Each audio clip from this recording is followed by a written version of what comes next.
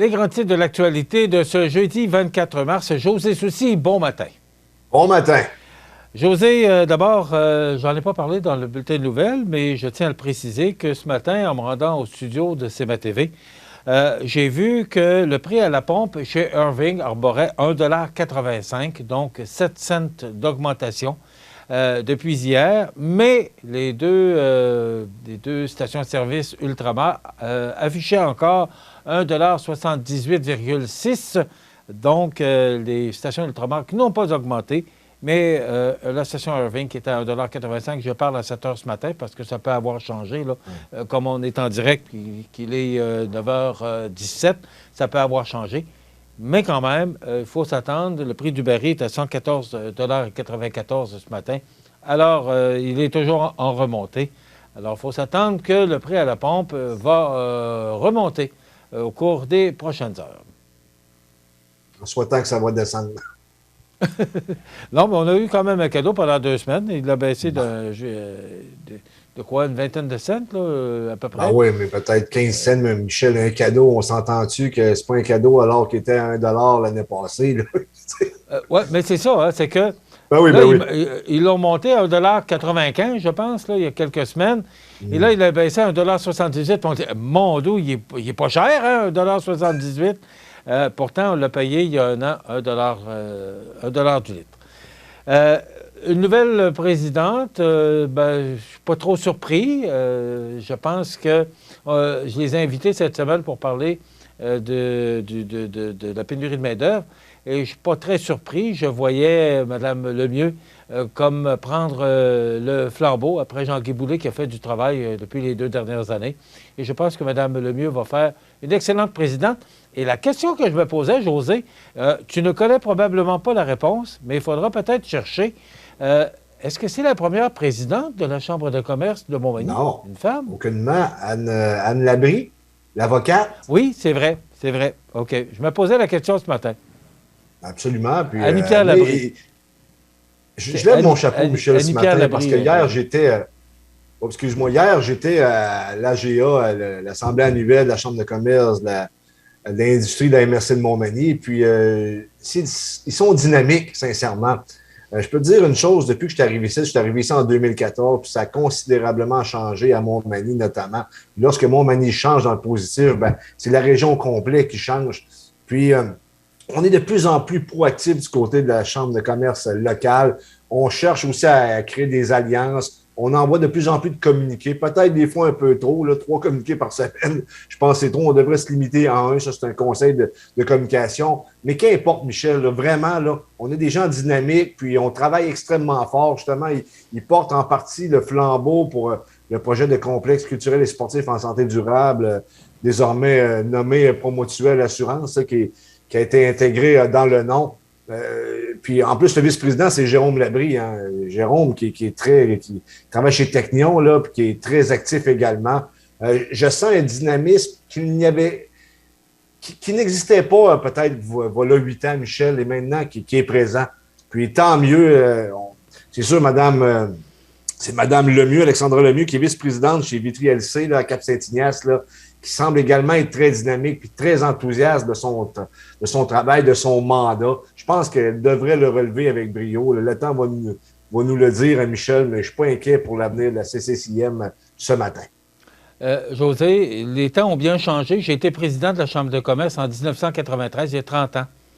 Et je peux te dire que à ce moment-là, lorsque j'avais pris les rênes de la Chambre de commerce, il y avait un bureau dans une cabane pas loin du camping de la Pointe-aux-Oies. Là. La personne qui travaillait, Mme Lucille Blanchette, qui était à temps partiel, à demi-temps, travaillait avec le manteau sur le dos puis les bottes. Je te dirais que la Chambre de commerce, à ce moment-là, ça vacillait. Et de voir aujourd'hui comment la Chambre de commerce fonctionne bien et de voir les gens aussi, José, parce que je voyais les membres du conseil d'administration et du comité exécutif, là, ce sont des gens là, de différents secteurs d'activité et des gens d'affaires là, qui représentent bien la région. Moi, je suis fier de voir la Chambre de commerce, à voir ce qu'elle est rendue aujourd'hui. Michel, c'est un plus pour la région, sans l'ombre d'un doute. Tantôt, j'ai dit la CCCIM, c'est la CCIM, pardon. Mais qu'importe, Michel, là, je pense qu'on est derrière notre chambre locale. Puis, comme je l'ai dit précédemment, il y a des alliances qui ont été faites avec la Chambre de commerce de Kamouraska-Lillet.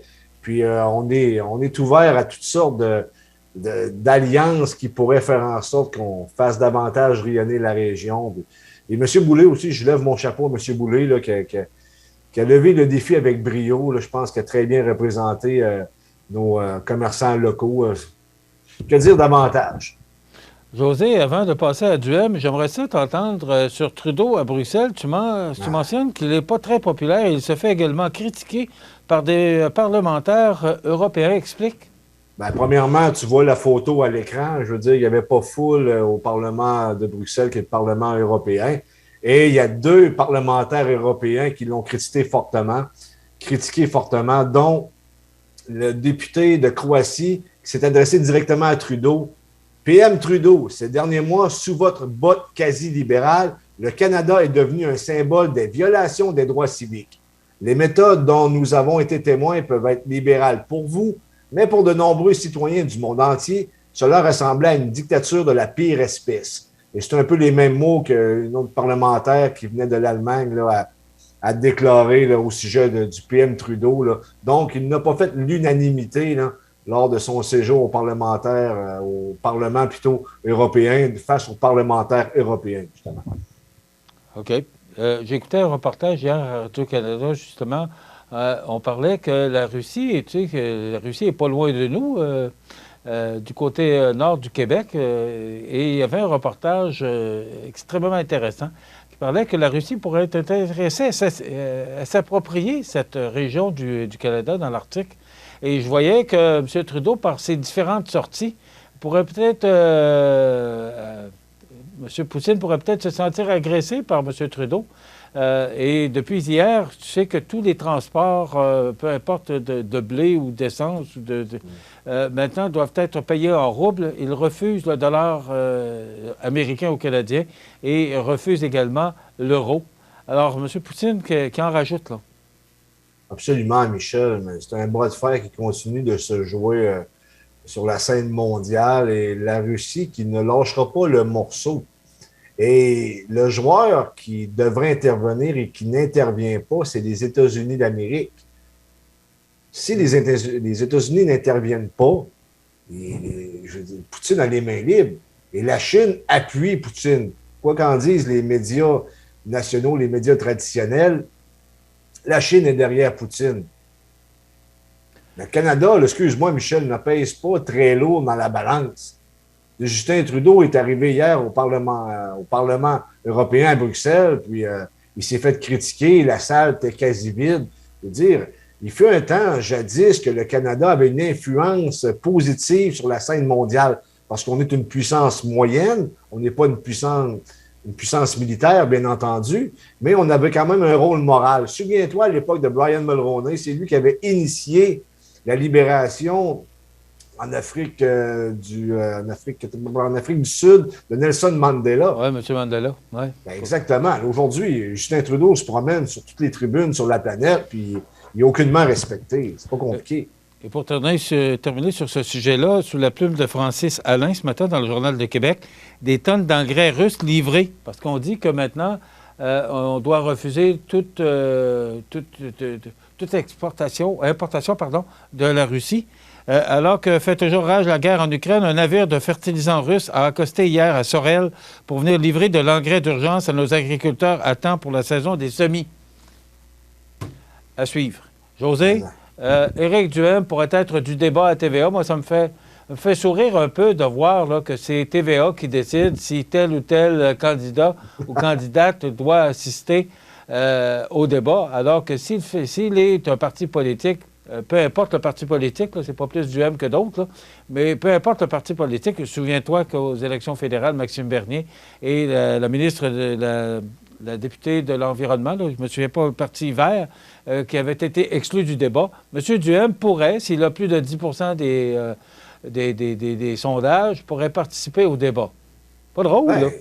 Écoute, Michel, je peux comprendre un peu, mais en même temps, il est rendu à 24 selon le dernier mainstream, je crois. 24 il est deuxième, là. il est devant le Parti québécois, le Parti libéral et Québec solidaire. Ouais, c'est parce que la problématique... Oui, mais José, si jamais Québec solidaire, au moins de 10 ou le Parti libéral, ou peu importe, est-ce qu'ils vont assister? Est-ce qu'ils vont faire partie du débat de TVA? Ben, c'est parce qu'ils ont des gens élus qui ont été élus sous la bannière libérale, Péquiste et compagnie, tandis qu'actuellement, Éric Duhem n'a pas de député élu qui a été élu sous la bannière du Parti conservateur. Claire Sanson est partie de la Coalition Avenir Québec pour se joindre à Éric Duhem. Mais en contrepartie, si Anne Casabonne devait remporter la victoire dans Marie-Victorin, le 10 de TVA ne tiendrait plus parce qu'il y aurait une députée dûment élue sous les bannières du Parti conservateur à l'Assemblée nationale. Et on ne pourrait pas le refuser à ce moment-là. Je ne pense pas que, sincèrement, la tendance, de la manière que c'est enligné, excuse-moi le terme, qu'Éric Duhem n'aura pas 10 là. Il est rendu à 24 et il a 55 000 membres. C'est évident qu'il va l'avoir le 10 à moins qu'il arrive un scandale du pas possible. D'ailleurs, tu as vu ce matin... OK, José, je dois t'arrêter, malheureusement. Mais l'élection de la Marie-Victorin nous donnera l'heure juste sur ce qui se passe actuellement au Québec. Merci, José. Demain, Chronique Santé avec Daniel Lachance et Maxime Dionne qui vient nous présenter une nouvelle entreprise dans la région, Maxmar. C'est ce qu'on vous présente demain. Passez une excellente journée. À demain.